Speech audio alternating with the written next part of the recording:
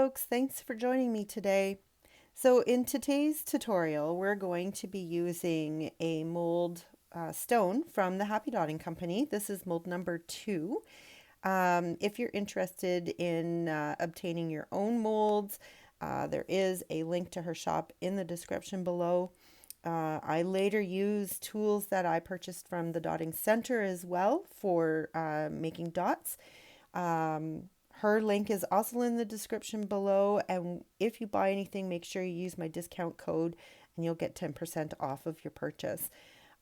Both are great ladies, both have amazing shops, amazing product, and shipping is usually pretty quick. At least that's what I found. So go check them out after the video. The links are in the description below. So this is the November soul symbol. So I am so surprised how quickly this year went. I only have one more soul symbol to do for December, and then I'm done the series. And you guys have joined me on this journey, and it's been amazing. So thank you for watching. And I'm so excited about this being the November soul symbol, and I have December left to do, and we're finished. So I'm going to have to think of something else to do for next year. However, so I drew a circle. Oh, sorry. First of all, I painted the rock white. So that's like a primer. And then I drew a circle with my compass, and I painted that the color of the November birthstone, which is citrine. So I find it's a very pretty color, and I was very impressed on how it turned out on the rock. So I guess I'm easily impressed. Anyways, so I painted the whole thing the same color, and then I used my finger dauber with a little bit of white paint, started in the center and dabbed in circles all the way around until I got this really nice gradation from the center being the lightest, moving out to the edge of the stone to be the darkest of the colors. Once that was done, I go in with some black paint and I do around the edges of the stone or of the gemstone, and I paint that all in black. Now I also continue on the sides and on the back of the stone, but I'm not going to show you that part because it's basically just blobbing paint on wherever it goes and making sure you've got a nice even coverage. That's it. Nothing special about that. The most important part is the top of the rock, and that's what we're working on. So now, as always, I'm putting on a gold frame to separate the gemstone from the black. And I'm not too worried about the thickness of it as long as I have a nice crisp line on the gemstone side. This way I can fix it up later on with black paint on the opposite side. So I'm not too worried about it as long as I have that nice, good, clean line on the inside. There are a couple of spots that I've noticed when I was painting it that did kind of bloop over, but I do fix that up later, so it's okay. So now I'm using my newest General charcoal pencil. This one is a dark gray, and I'm so excited that I had found this because now I'm not limited to pencil. And the reason why I don't like to use pencil is it sometimes, if you press too hard, it sometimes leaves an indent in your paint. Or if the paint hasn't completely dried, it can lift the paint. So sometimes the pencil isn't always the best. But this does not leave indents in your paint. It does not leave marks that you can't get off. It erases very easily. You can use an eraser. You can use a damp cloth once everything is dried completely. There's so many things that you can do with the charcoal pencils rather than worrying about pencil marks and stuff. So it's definitely one of my favorite tools. Okay, so now I have my sketch on. I'm going to start painting. And I'm just doing a silhouette on this. And this is, like I said, the November soul symbol. And the soul symbol for November is a tree. So the meaning is you serve as a support system for everyone else. You give shelter and provide everything for others, just like the tree. So, again, I've said this in all of my soul symbol videos. Every time I read the meaning of it and I think about the people I know that are born in that month, it's uncanny how much it actually resonates to that individual. I'm blown away. Every single time I'm blown away. So let me know in the comments below if you're a November baby and if this rings true for you, or if you know somebody that this fits to a T that's been born in November. And this isn't about like the Pisces and Capricorn. It's not that. It's the birth month. So from the first of the month to the end of the month, the birth month. So it doesn't matter what day you're born in that month. This soul symbol is for you if you are born in that month. So I don't know if I've ever explained that before, but that's what it is. So in doing the tree, what I wanted to do was the tree of life, because the tree of life, it has the picture of the tree of life certainly echoes the meaning of the soul symbol, in my opinion. So that's what I was going for. It didn't end up that way. So as we continue on with my painting that we're watching right now, it does change as we continue. So for example, the root system. I started putting on the root system and I gave up, or not really gave up, I decided to come back to it. So I went up to the top of the tree and started to do my branches there, and found that I kept looking at the root system, and even with my pencil drawings or the charcoal drawings that are on there, I wasn't pleased with it. But I thought, nope, I'll give it a chance. I'm going to keep going with what I originally planned. The leaves also didn't work out for me. I had planned on doing the leaf and then putting that little vein down the middle of it so that the color of the stone could still shine through on it. I didn't like it either. So I do change that as well. The reason why it didn't work out is because my paint had been in my paint palette for a little while now, and it had started to dry. So when it does that, it gets thicker. So the easy fix for that is to take a little bit of water and mix it in and thin it out. And then you're good to go again. I just use a little bit of the water out of my paint cup that I use to clean my brushes out in. So I always have a little bit of water on standby just in case. And I dip my paintbrush into it and then I let it drip into the paint and mix it in. And it's back to the consistency that I need it to be so that it flows nicely. So back to my root system here. Again, I'm still not happy with it and I'm trying to fix it. Figured I will continue to go with my sketch that I put on there and see if it improves. It really doesn't. At least it doesn't to me. Let me know in the comments below what you think of this weird and wacky root system because it really bothered me. So I ended up changing it. I think I like the end result, and I'm glad that I didn't leave it, but you let me know. Same with the leaves. I fill them in because the paint was just too thick.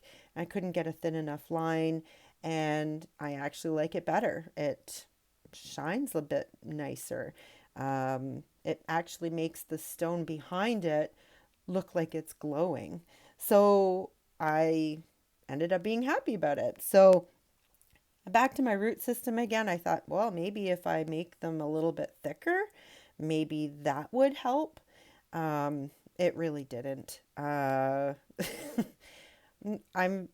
can see how desperate I am in trying to save this to give it the look of my rendition of the Tree of Life, and it doesn't work.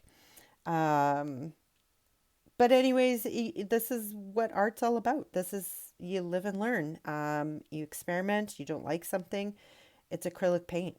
You just wait for it to dry, paint over top of it, and start again. It's just so easy to fix something that you don't like. And that's what I end up doing a little bit later. So because I'm still frustrated with the whole root system, I head back up to the branches and the leaves again because I was very pleased with how those ones were turning out. And I'm just doing it all as a silhouette, just like I've done a lot of my other ones, and just making it look pretty, and giving it the resemblance of a tree. Now, I originally wanted a heart in the root system, and that didn't happen. My paintbrush didn't go the way that I wanted it to. So I ended up putting the heart up on the top, but I've kind of hidden it because I've made the branches sort of cross over each other. So, and then I add these little leaves on just to sort of separate each branch. A tree doesn't naturally grow like this, so I was just having fun with it, and I thought, what the heck? I wanted that heart in there because um, it's all about, like, the November tree is all about like caring and thinking of others and things like that. So I wanted to make sure that that heart was in there somewhere. Um, and then I noticed when I was painting it that the circles on either side of the tree trunk almost looked like spooky eyes. And maybe I'm still sort of stuck in Halloween from all of the tutorials I did for then, but I could not have spooky eyes on this tree. So I put a couple of extra branches in there, and I will put some leaves on there as well. And it does break it up, make it look a lot nicer and more of a tree rather than some spooky eyes. I kind of struggled with this one. I don't know why, but I really did. And I thought that this one was going to be an easy one, but no, I did struggle with this. And it did take me a while. And that's why this video is so long, because I just couldn't, uh, it just wasn't fitting with me. So I had to do it a few times and to get something that I really liked. The other tree that I painted, I really like. I will also put that one up as a video. I will include pictures of it at the end of this video, but I will do the video for that as well because it was a lot easier, a lot simpler, and I think it looks a lot more elegant than this one does. But you guys be the judge. You let me know. Um, so now what I'm doing is I got to give this tree some, I want to say royal aspects, like to make it classy. So I'm just adding some of my glorious gold paint and putting it sort of in the middle of the branches so that I have a black outline on either side. I'm not being too careful with it though because I'm just putting a very thin line on it, and sometimes it goes over the edge of the black line, but it still shines through. So it's okay. And I just continued on doing that. And I do the trunk and I do all the branches, and I think it looked a lot better once I got the gold paint on there to make it look nice. I just didn't want to waste that beautiful background that I had put on there. Um, so I persevered, and this is a memoir of my perseverance on this tree, and you guys all get to see it. Yay! So that's what I continue to do. I'm just trying to make it look pretty and give it some elegance by adding the gold paint. And yeah, I just keep doing that all the way around on all the branches, and try to salvage it. And I think I do a good job. But I know I've said it, but I was very frustrated with this one. But I'm glad it turned out the way that it did. I would love to know your opinion on this tree. Leave me a comment below and let me know what you think of it. Um, if you're really liking it, let me know by giving me the thumbs up. If you're new here, welcome. I'm so happy that you joined me today. If you want to see more, subscribe to my channel and ring the bell so that you get a notification every time I post something new. Okay, the root system is going. So I use a wide flat brush and I just paint the whole thing black.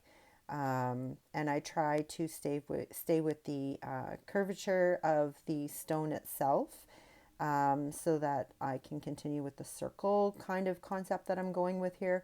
And I just fill it all in with black paint. Um, Bye bye, funky root system. I don't know what I was thinking. It just didn't work out. So I just basically color it all in black. However, what I do with it afterwards is what makes it look so pretty. Now, the way it is now, I mean, I could have left it this way, but nuh-uh, that's not me. So I make this thicker so that it gives it the illusion that that's the ground. And then I add the root system in, sort of doing the same kind of simple um, symmetry as I did above, but in gold. So the reason for my concept on this is that um, it's dark under the ground, right? So, really, are you going to see the roots unless they're out of the ground? Not really. So, we need to make them have a dark background and then add them in with gold paint. So, it's the opposite of the top of the tree. And I think that this looks way better than that mess that I had on there before. Let me know in the comments below what you think. Um, I'm always interested in knowing your opinions, any suggestions you might have. Always interested in, I read every single one of them. If I don't answer right away, I will try my best to get to them. Um, but I will let you know that I've read it by giving a thumbs up or a heart or something like that. But look at that. Doesn't that look a lot better? I think it does anyways. That's my opinion, and I think it looks great. So I keep on going with the gold paint, adding a few little extra details, maybe some shimmery parts for the bark, or um, just touching up some of the other areas and things like that. And I think it's done. So now we move on to doing the border of the frame that houses this now very beautiful tree. I use the tools from the Happy Dotting Center, like I'd mentioned at the beginning of the video. I've put little tick marks so that they're equally apart, and I use a large stylist, or I mean a dotting tool, to make the big yellow dots. And then I use the nail stylist to put in these white dots. And I do them in between each one and on top. So it sort of connects the gold frame to the dots. And I do this all the way around. And then I use a smaller size nail stylist and I start connecting all of these white dots. So I go from one side of the top dot down to the other and I walk the dots. And then I do this all the way around. And it's usually 3 dots that I do. Sometimes I might get 4 in, but usually it's only 3. So I do this all the way around. So to walk the dots, what you do is you load your tool and you dot your first dot, but don't reload your tool with paint. Just continue to move the dotting tool down or around or up or whatever direction you're going in. And as you go, the dots automatically get smaller for you. So you don't have to worry about trying to figure out how to get these small dots. It just does it right for you. Then to sort of bring these white dots down, kind of a backwards or upside down lace, I put in two dots underneath the large one of the white, and now I'm using some triple thick to put on my gems because I gotta have gems, I gotta have bling blings. So I put these little tiny nail gems onto the rock, and I do that all the way around. I love how they're just perfect to fit in that little V shape that we've created by doing the white dots, and it just ties everything all together. So I was very happy with the effect on that. And they're so small, like I had to use tweezers to put them on. But I do this all the way around, and adds that little extra glimmer or, well, the bling bling. Then the last step before we resin is we put on our light bloops, just as I've done with all of the other ones, and you do them in threes. So I'm just using my white paint, and I'm doing one sort of, if you can imagine that it's put into thirds, and I'm okay to paint over top of my painting because that really gives the illusion that it is actually under glass. So there you have it, folks. Life is what you make it, so get creative.